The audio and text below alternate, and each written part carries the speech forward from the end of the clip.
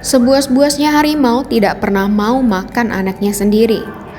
Peribahasa usang ini tidak berlaku bagi Herianto, warga Tunggal Jaya yang melakukan perbuatan tak terpuji terhadap anaknya sendiri, Kamis 17 Juni 2021 sekitar pukul 10.30 waktu Indonesia bagian Barat.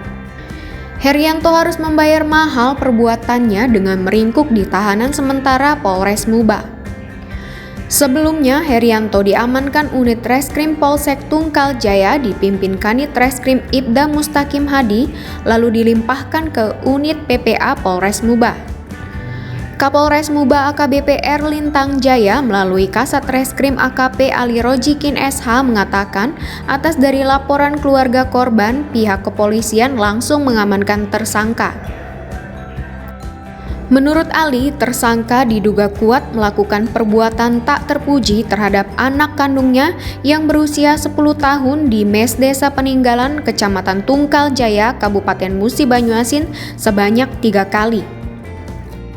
Dari kejadian tersebut, pihak kepolisian selain mengamankan tersangka juga mengamankan barang bukti berupa pakaian korban, pakaian tersangka, dan alas tidur yang digunakan pada saat kejadian. Sementara, tersangka mengakui telah melakukan perbuatan tidak baik terhadap anaknya sendiri sebanyak 3 kali. Ditambahkan Ali, pelaku tinggal berdua di rumah dengan korban, sedangkan istrinya sudah menikah lagi. Pelaku melakukannya setiap pagi sekitar jam 10 waktu Indonesia bagian Barat. Laporan Romi Rifano dari Polres Muba untuk Anda. Dari kawan buka Facebook kan. Memang istri kemana? Istri udah lama cerai.